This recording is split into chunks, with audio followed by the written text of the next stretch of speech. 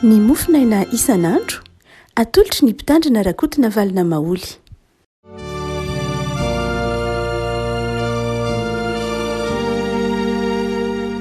Ampifaliana ry avana iara-panantsika hatratr'ity zoma fahiny ny volana aogositra ity. Ny boky ny obolana toko fahafolo ry avana ny voalahatra ho mofinainantsika anio. Obolana toko fahafolo andiny fahasivika hatramin'ny andiny faharoapolo. Obolana toko fahafolo andiny fahasivika hatramin'ny faharoapolo. Fakitsika amin'anan'i Jesosy. Izay mandeha tsy misy tsiny no mandeha matoky fa izay maniesia amin'ny aleny dia fantatra. Izay mami maso manome alahelo fa ho lavo ny adala maro vava. Ny loharaninaina ny vavany marina fa loza no mandrakotra ny vavany ratsy fanahy. Ny fankahalana dia manitsika ny ady fa ny fitiavana manarona ny ota rehetra. Amin'ny molotry ny manan-tsaina no ahita-pahendrena fa tsorakazo no ho amin'ny lamosiny tsy ampy-saina. Ny endry mirakitra fahalalana fa ny vavan'ny adala eo akaiky ny fandriganana. Ny hareny manan-karena no vohiny mafy fa ny tsy fananan'ny ory no fandriganana azy.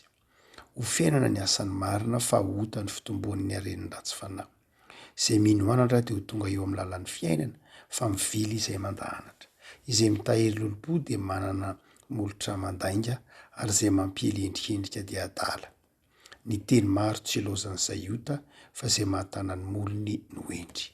Volafotsy voafantana ny lelan'ny marina fa ny fonony ratsy fanahy tsy misy vidiny. Ray Masino manamasinana amin'ny fahamarinana, ny teninao no fahamarinana. Amen. Ny boky obolana ry afako dia lahatsoram-pahendrena izay voatahiry eto am-pelatanantsika tahaka an'ireo lahatsoram-pahendrena isan-karazany tamin'ny vanim-potoanan'ny antikite, ny boky obolana. Ary Solomona no voalaza fa isana noratra ampahamibetsaka amin'ity boky ny obolana ity. Ny andininy faharoambiny folo izay nampiasain'ny testamenta vaovao, ny tapany faharoa ry havana no ndeha hampahirizina anao fa ny fitiavana manarona ny ota rehetra. Fa ny fitiavana manarona ny ota rehetra. Dia tsy eo amin'ity andininy ity ihany izy io fa nampiasa io andininy io na i Paoly na i Petera dia samy nampiasa io andininy io fa ny fitiavana dia manarona ny ota rehetra na ny ota maro na ray atao hoe ota maro ilay izy. Fitiavana manarona ny ota maro. Ny Ntaolo malagasy rehefa afaka malala dia efa mba nahatakatra an'izany ihany hoe izay tiana dia mitombo tare. Ny Ntaolo hoe izay tiana dia mitombo tare. Marina fa tsy ota ny resahan'ny Ntaolo eto fa bika aman-tare fotsiny. Fa iresaka ny lanjan'ny fitiavana tsika hoe rehefa tianao ny olona anankiray dia mitombo tare izy. Tsy hoe izay tiana tsara tare, tsy zay fa mitombo tare zany hoe metsara. Metsara izy zany. Arakaraky ny itiavanao azy no mampatsara azy. Ary mitombo tare izy eo anatrehanao. Tsy hoe mibetakolaka ny dikany hoe mitombo tare tsy zay loatra fa mihatsara tare. Mihatsara tare amin'ilay mijery azy zany. Satria ianao mety variana zany mitazana aminao inona re zany mba hitiavana ny olona iny. Fa angaha tena tsy nijery tsara mihitsy izy fa na ny orony aza ange ohatra zao. Ary nanindra ary izy tsy nijery tsara. Ny sofiny le olona ange ohatra zao. Fa zao ny tenin'ny Ntaolo tenena dia zao manao hoe ny fitiavana rehefa tiana le olona dia mitombo tare ho azy. Ary tsy mety ho hitany mihitsy manazava ianao fa inona moa ny itiavanao an'iny ka iny olona ange pingo be fa angaha tena mety pingo izy iny zanatry mety misy an'izany mihitsy indray ny fantaratsian'ny fiarahamonina. Fa lay olona ty dia tsy hitany akory zany. Matetika hitantsika amin'ny fiarahamonina zany tsy zavatra vaovao fa hitantsika eny amin'ny fiarahamonina isan'andro. Raha eny anivon'ny namantsika fianakaviantsika dia mahita ny fahamarinana zany tenin'ny Ntaolo manao hoe izay tiana dia mitombo tare. Rehefa tianao le olona dia mitombo ny tare amin'ny fijerenao azy ary mivoatra arakarak'izay mety ho toetrandro lay fitomboana lay fitiavana lay olona azy. Dia ito nefa tsy dia tena bika aman-tare ohatra ilay sahamboky obolana. Na dia miresaka fahendrena azy izy fa miresaka ota. Ozy manao hoe ny fitiavana dia manarona ny ota rehetra. Ny fitiavana dia manarona ny ota rehetra. Nahoana ry havako malala? Rehefa tena tianao ny olona dia izao voalohany indrindra tsy hitanao ny kilemany. rehefa tena tianao ny olona dia tsy hitanao ny klemany, tsy hitanao ny fahalemeny satria tianao izy. Tsy resaka bika io fa toetra. Rehefa tena tianao le olona dia mahagaga ry havako. Tsy hoe mahagaga moa zany fa soatra masina miteny an'izany. Bokonao bola manazava an'izany eto. Fa rehefa tena tianao le olona dia tsy takona aminao le fahalemeny. Mifanohitra am'izay zany, rehefa halanao le olona dia mivandravandra ny fahalemeny aminao. Arakaraky ny akalanao le olona indray no ipoiran'lay raha ohatra ka raisina lay mifanohitra amin'ilay nitenen'ny tolotomana hoe zay tiana mitombo tare, de zao indray zay hala dia miaratsy tare isan'andro. Rehefa arakaraky ny akalanao an'le olona, tsy itiavanao an'le olona de zao miaratsy isan'andro aminao izy. Na de mahitsy taky ninona aza mety ho tsara taretaka de zao lasa miaratsy foana izy eo aminao. De mety ho marina koa zany ravako malala tsy am'toetra ihany fa tsy am'bika manendriky le olona fa mitoetra mihitsy ko mimpokonao bolona hoe zao ny ota de ny fitiavana de manarina ny ota maro, manarina ny ota rehetra, manarina ny fahalemena. Fa izao rehefa teo le fitiavana fa le fankahalana indray no mitoetra de izao mifanohitra am'izay indray zany. Na de fahalemena kely farafitiarina hita am'le olona dia hitarina tena lasa atao farak'izay ngeza be mihitsy. Ary de manjary lasa hita avohitra n'le fahakarana daholy zay mety ho fahalemen'le olona. Na de tsy fahalemena be de mety ho manahoana azy, mety tsy lehibe noho ny fahalemena akory aza ny fahalemeny a. Mety ho misy toetra kely zay mety ho tsy ratsy noho ny toetranao akory aza ny toetrany a. Mety ho tsy masika noho akory azy izy a. Fa zao noho le fankahalana azy de zao manjary lasa ngeza be de ngeza be lay fahalemena lay toetran'lay olona. Fa rehefa tiana kosa lay olona de zao tsy hita izany rehetra zany. Tsy hita izany rehetra zany.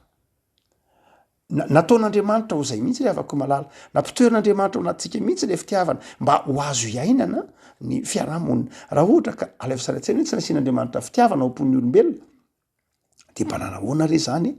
Mba nanahoana re zany ny fiainantsika?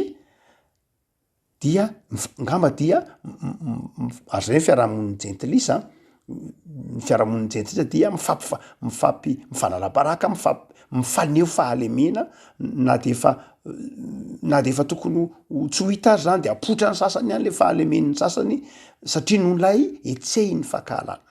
Fa tsy hoe ny fahalemena ihany ry havako rehefa eo ny fitiavana, ny sarona zay mety hoe fahalemena ohatra hoe ataontsika hoe fahalemena de lay toetra maha-olombelona mety hoe kizitina, mety hoe mora tezitra dradray, mety ho tsy fantatro dray.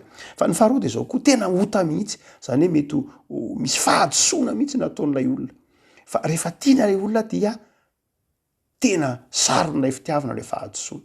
Satria nahoana? Satria lay fitiavana manery lay olona amela. Sarona lay fitiavana, sarona lay ota satria ny fitiavana de mamela. Dia sarona lay fitiavana, sarona lay ota. Satria na de tsy mangataka famelan-kely kokory ary lay olona dia avelanao izy. Jereo tsara ny zazakely.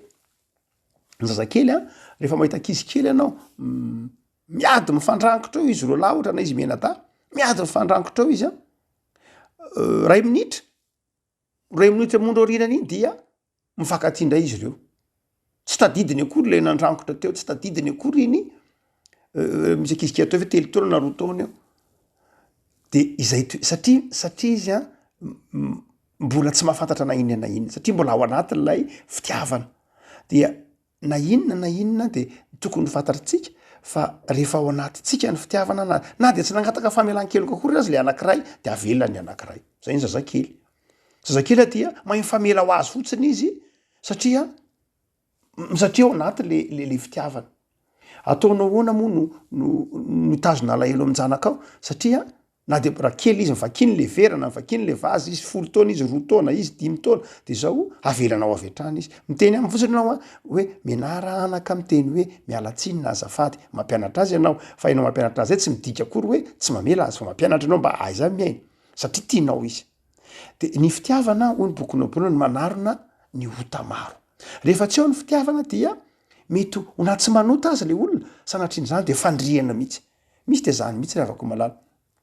Misy dia mamandrika mihitsy mamandrika satria efa tsy eo tsony le fitiavana de fandriana mihitsy na pitehina mihitsy lay olona satria le fankahalana no efa manetsika. Ny fitiavana de manarona ny otamaro, mety manarona ny fahalemena zay manjary ota, mety manarona ny fahadisoana zay manjary ota. De eto ary avako malala ny tia ny soatra masina ho ananantsika dia ny anaovantsika io zava-dehibe ny fitiavana. Ny fitiavana. Rehefa ao anatintsika ny fitiavana namana na ny fitiavana mipiarapelona amintsika dia sarony zany ny ota. Sarony zany ny tsy mety ny ataony tamintsika. Sarony zany zay mety ho zavatra ratsy nataony tamintsika de sarony zany fitiavana zany. Ary zay ngery avako ny fitiavan'i Jesosy zay ny fitiavan'Andriamanitra. Hoy ny filazan'ny Jaona azy, ny teny Jaona manao hoe indro ny zanak'ondron'Andriamanitra izay nanaisotra ny fahotana zao tontolo zao. Ny fitiavan'Andriamanitra tsy hoe nanarona fotsiny ny otantsika fa tena nanaisotra mihitsy ny ota taty anatintsika. Fitiavantsika olombelona de manarona. Ny raha ohatra ka nisy olona nanao ratsy tamintsika dia saronatsika n'le fitiavana. De zao tsy levina koa le ota nataon'le olona fa ao ihany fa satria tiatsika izy de sarona fotsiny le ota fa ao ihany izy, tsy tizy. Sarona n'lay fitiavantsika. Fa ny fitiavan'Andriamanitra tsy hoe nanarona fotsiny ny avako malala, fa tena nanaisotra sy nandevina n'lay fahotana mihitsy. Ka tsy hita tsony ilay fahotana.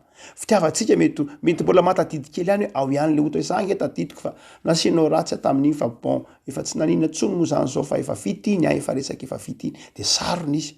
Fa mety mbola atao izy fa tsy hita tsony izy, ao izy ao levinao izy, takonao izy. Fa ny fitiavan'Andriamanitra tsy zay, tsy hoe manarona fotsiny fa tena manaisotra mihitsy. Zay mahatonga antsika ry havako malala ampianarin'ny tompo ity araka ny fitiavan'Andriamanitra. Farafahakeliny io zany de zao tokony ho vitantsika ny mity de vitantsika ny fitiavantsika iny de manarona ny otamaro ao anatin'ny fiarahamonina. Ary zao koa fitiavana manasitrana. Fa ny fitiavan'Andriamanitra tena manaisotra mihitsy satria mamela, satria tsy mihazona fahatezerana. Ry havako malalo, ny ampianarin'ny boky noaborana antsika ary de ny hoe ny fitiavana de manarona ny ota rehetra. Mianara ary havako malala ny tia tahaka ny tiavan'Andriamanitra anao. De zao sarona ireny ota ireny. Voaisotra mihitsy azy ireny ota ireny. Ary raha ohatra ka mbola miariary aminao ny ratsy nataon'ny namanao taminao de zao mbola tsy namely ianao zany. Mbola tsy namely ianao zany. Raha ohatra ka tsapanao hoe mbola mivandravandra be le ratsy nataony tamiko, mbola reko, raha vao mbola miresaka azy de tena mbola mangotsoka daholo mivatako ray amanontolo, ary ohatra mbola miverina daholo lay teny mafy nataony tamiko, ary tena mbola mangovotra mihitsy, mbola midobodoboka be mifoko te amaly, raha vao tsy hivona fotsiny zay. De zao mbola tsy namely ianao zany. Mbola tsy namely ianao. Fa raha namely ianao de tsy zay tsony. De sady makarary anao ange io makarary anao ny fitehirizana an'io, fa ny fitiavana sady manasitrana an'lay olona, manasitrana anao. Aza manimba ny fonao am'izay fahakalanana zavatra natao taminy fa tsy manasitrana anao zany. Jesosy efa nitondra ny otany tao amin'ny hazo fijaliana de eto amin'ny hazo fijaliana zany. Fa tsy manasitrana ny fiazonana an'izany. Fa ny fitiavana de manarona ny ota maro. Tahaka ny nanarona ny tompo ny otanao koa. Ianao koa nge nanota tamin'ny tompo be dia be koa nge ny olona mety ho nasianao ratsy be dia be ianao nge olombelona fangamonao anjely na nisy ratsy olona be dia be ianao 10 taona nanenanao teto ambonin'ny tany, 20 taona, 30 taona, 40 taona, 4 taona de mbo firy moa ny olona nasianao ratsy teto ambonin'ny tany, mety misy ara tsy tsaronao akory tamin'ny mbola kely na tamin'ny tanora, mety be dia be fa noho ny fitiavan'Andriamanitra de ny saronany na ny esoriny ireny. De mahaiza koa mba manana an'izay toetra izay fa tsy hoe nataondry olona taminao tadidinao fa nataonao tamin'ny hafa tsy tadidinao mihitsy. Fa satria tsy eo tsony le olona hampatsiaro anao, fa raha ohatra ka eo izy dia mety misitrika eo ambany latabatra mihitsy ianao miteny hoe tena menatrinao fa tsy nangatahana taminao ny ahy moa zay tokoa ny ratsy nataoko taminao, fa tsisy olombelona tsy nanisy ratsy olona zany, tsisy an'izany. Andriamanitra ihany tsy nanisy ratsy olona. Noho zany dia samy efa nanota avokoa tsika rehetra, fa noho ny amin'ny Jesosy de Jesosy nefa nanarona izay rehetra mety ho nataontsika na ratsy indrindra de manana izay toetra tia namana izay, fa zay de manarona ny ota rehetra. De zao koa mangataha amin'Andriamanitra hoe tompo ampitoy aty am-poko ny fitiavanao satria ny fitiavanao de nanarona ny fahotako. De zao koa ampitoy aty am-poko koa ny fitiavanao mba hahatonga ahy tsy ampivandravandra na hahatonga ko tsy hitahiry alahelo na malifaty am'ireo olona zay nanisy ratsy aho. Ivavaka tsika riavako. Tompo ny fitiavanao de fitiavana mahagaga. Fitiavana zay manarona ny otamaro. Ndraindray toko tompo zay de mitahiry atezerana. Ndraindray tsy ny tsara ataony namanay aza no hitanay fa ny tsy mety ataony. Efa nanafatra anay anao fa sombikazo eo anoloan'ny mason'ny namanay de hitanay fa ny andro eo anoloanay kosa tsy hitanay eo amin'ny masonay. Tompo, mandrafo aminay fa tsy mandeha araka ny sitraponao zahay. Manafatra anay ianao mba handeha araka ny fitiavana, fa ny fitiavana de manarona ny ota rehetra. Tahaka ny fitiavanao anay de nosaronanao ny tsy nety rehetra nataonay tam'izay rehetra ny fanerasana taminao ka tsy tanterakay. De efa nisarona ny ranao Jesosy reny de ampianarindray Jesosy mba ahay ity koa ary mba ho ny tsara eo amin'ny namanay no hitanay. Mety misy tsy mety ataon'izy ireny fa sokafony masom-panahinay anana fitiavana. Fa ny fitiavanay azy ireny de manasitrana azy ireny ary manasitrana anay. Misaotra Jesosy, ampanjakao amin'ny tokantranonay tsiray avy ny fitiavana mahay mifamela. Ampatsakao amin'ny tokantrano sy amin'ny orinasa, amin'ny toeram-piasanay ny fitiavana mahay mifandefitra. Ampanjakao amin'ny fiainana isan'andro Jesosy ny fitiavana mora fanahy. Misaotra Jesosy ny amin'ny fitiavanao.